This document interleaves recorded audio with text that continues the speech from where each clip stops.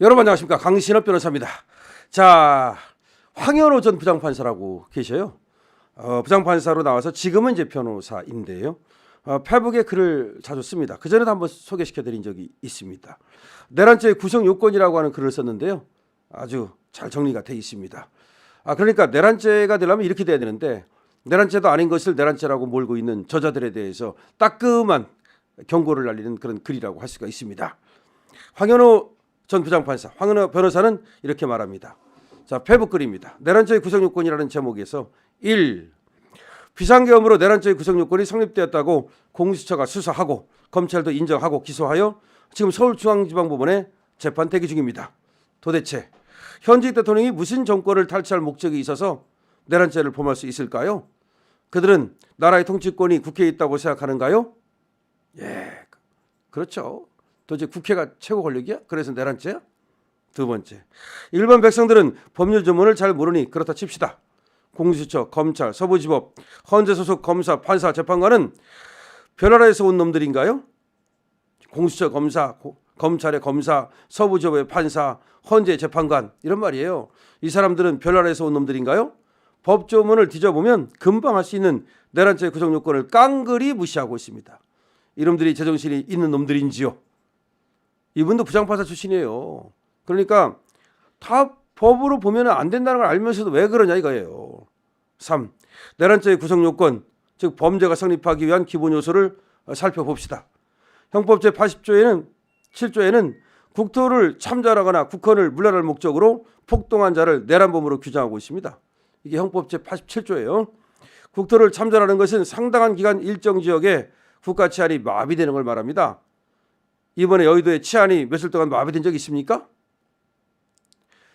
4. 국헌을 물란하는 것은 애매한 말이어서 형법 제91조에 정의를 내리고 있는데, 헌법에 의하여 설치된 국가기관을 강압에 의하여 전복 또는 권능 행사를 불가능하게 하는 것이라고 규정하고 있습니다. 딱 이렇게 돼 있어요.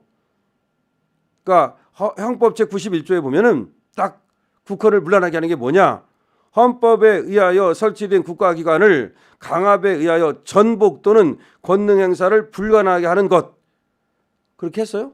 국회가 헌법에 의해서 만들어진 국가기관은 맞아요. 하지만 지금 국회를 어떻게 회의를 방해했어요? 못하게 했어요? 마비시켰어요? 아니잖아요. 국회가 강제 해산되어 국회의원 밥줄이 떨어졌습니까? 국회의원의 출입을 막아서 국회에서 계엄 해제 결의를 못하도록 방해했습니까? 아무것도 안 했다 이거지. 어떻게 내란이 되느냐 이거예요. 이 내란의 법조문을 딱 보면 내란이 될 수가 없다 이 말이야. 될 수가 없다. 될래도. 5. 내란은 오랫동안 예비 음모하고 은밀히 동조자를 물색하고 무력을 사용하여 실행하는 확신범입니다. 국헌 문란의 목적이 있어야 하는 목적범입니다. 미필적 고의로 성립하지 않고 확정적 고의가 있어야 합니다. 할까 말까? 내란 해볼까? 계엄해볼까? 그거 가지고 내란죄가 되지 않는다 이거예요. 이건 모든 교과서에 기술되어 있는 내용입니다. 도무지 판사, 검사, 재판관들이 형법 강론책도 안 읽고 수사, 재판하는 것 같습니다. 내란죄가 뭔지도 모르고 그냥 하고 있다는 거야. 확신범이고 목적범이어야 된다는 거야. 6. 단지 내란죄는 위태범이라고 기술하는 책도 있지만 그것은 내란죄의 구성 요건이 충족되고 난 뒤의 문제입니다. 즉 살인, 절도와 같은 생명, 재산 침해의 결과 발생이 필요치 않는 공공질서에 대한 위험성이 보호법이라는 뜻이지 내란죄의 구성 요건이 국헌 문란의 위험성이라는 뜻은 아닙니다. 즉 국헌 문란이 돼야만 내란죄가 되는 거지 국헌 문란의 위험성이 있다는 이유만으로 내란죄가 되는 게 아니다 이 말이야. 7. 이번 비상계엄에서 출동 군인에게 실타를 지급했습니까? 단 한 명의 부상자가 있었습니까? 며칠간 대치 상태가 있었습니까? 국회의원을 체포했습니까? 대통령이 의원을 끌어내라고 말했다는 것이 최대 쟁점입니다. 사법 코미디 같은 일이 벌어지고 있습니다. 국회가 일방적으로 예산 삭감하여 특활비를 영원으로 하는 예산안 결의를 하니 직후에 충동적으로 국회의 독재를 견제하기 위한 권한을 행사한 것으로 보입니다. 자기가 볼 때는 대통령이 빡쳐가지고 말이야. 이 새끼들이 영원으로 만들어 놓고 그래가지고서 그냥 헌법에 있는 그 대통령의 권한을 행사했을 뿐이다 이거야. 그거 가지고 무슨 내란이냐 이거야. 8. 이래보나 저래보나 내란죄는 완성이 되지 않았습니다. 이건 법률가로서 상식과 양심의 문제입니다. 단지 내란에 착수했는데 곽종섭 특전사령관 등 출동 군인이 협조하지 못하여 국회의원을 체포하는 등 행위에 나아가지 못하였다면 비상계엄 선포로 내란에 착수하여 국회 기능을 정지시키지 못하여 기수에 이르지 못한 내란 미수죄는 될 수 있는 여지는 있습니다. 그러니까 만약에 그런 목적을 가지고 그렇게 내란에 착수를 했는데 만약에 실패를 했다면 그게 내란 미수죄는 성립할 여지가 없는 것은 아니다. 지금 법률가 식으로 얘기하는 거야. 그러나 국회의원의 국회 입장을 허용하고 본회의 절차 진행을 방해한 사실이 없어서 실행의 착수조차 없었다고 할 것입니다. 그러니까 내란 미수죄가 되는지를 따져보자 이 말이야. 근데 될 여지가 있다 일단은 얘기해놓고 그러나 따져보니까 내란 미수죄도 안 된다. 원래 미수라는 건요 실행의 착수가 있어야 돼요. 실행에 착수를 했는데 결과에 이르지 못하면 그걸 미수라고 그러고요. 실행에 착수했는데 결과에 이르면 그걸 기수라고 그래요. 그러니까 지금 이 변호사는 그럼 따져보자 이거 미수가 되는지 그랬는데 따져보니까 실행에 착수조차 없었다. 그래서 미수도 될 수가 없다. 그럼 기수도 아니고 미수도 아니고 그럼 내란죄가 아니다. 이런 말이야. 10. 비상계엄은 사명과 같이 대통령이 고유한 권한으로서 통치권의 영역입니다. 김영삼 대통령의 긴급 재정명령, 김대중 대통령의 4억 5천만 원 달러 대북 송금도 통치 행위로 넘어갔습니다. 그와 같이 이번 비상계엄 요건이 충족되었는지 여부는 법원과 헌재가 판단할 수 없습니다. 단 1분이라도 국회 기능 정지라는 내란죄의 실체가 없었는데 무슨 내란죄에 착수한 것입니까? 11. 단지 직권남용의 문제는 성립할 수 있으나 대통령 퇴직 시에는 소추가 불가능하도록 규정되어 있습니다. 실제 공무원에게 직권남용으로 걸어 넣으면 말단 공무원도 제대로 일 못합니다. 다 직권남용이니까. 그래서 직권남용죄는 형법에 규정되어 있지만 사문화된 그런 조항입니다. 정권 교체기에 정적을 제거하기 위한 목적이 아니면 이 재료는 기소를 할 수도 없습니다.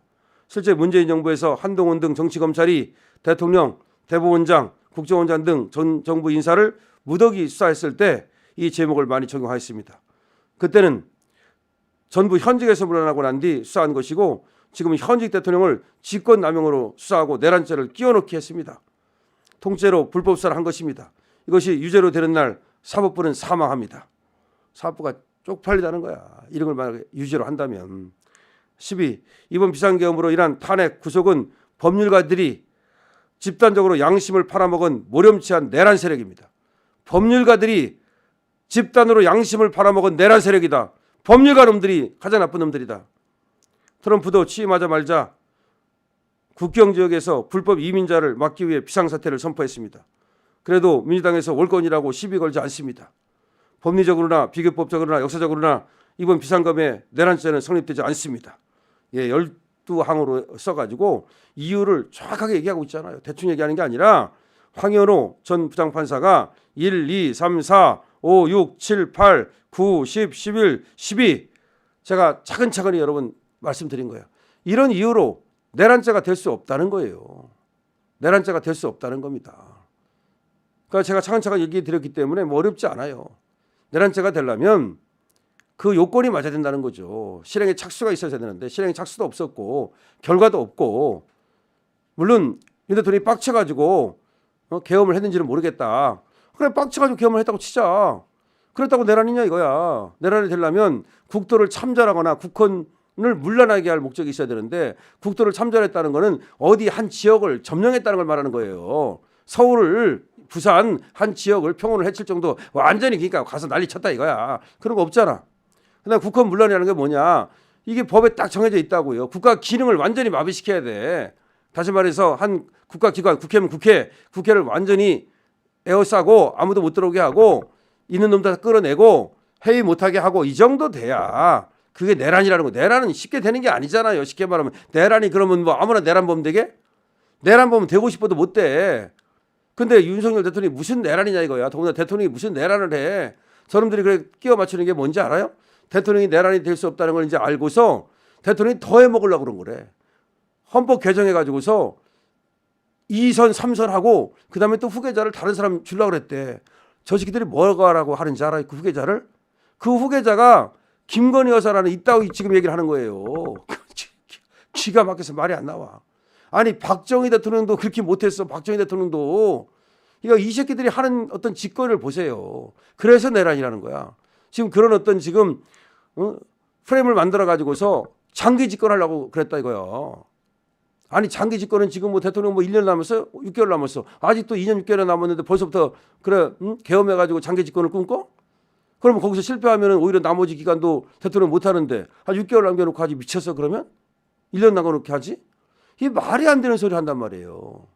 그래서 우리가 지금 계속해서 내란죄가 왜 안 되는지를 조목조목 얘기를 하는 겁니다. 자, 황현호 전 부장판사 왜 내란죄가 안 되는지를 조목조목 얘기했는데요. 이 영상 더 많은 사람에게 퍼져나갈 수 있도록 여러분께서 협조해 주시기 바랍니다. 강신업 TV입니다.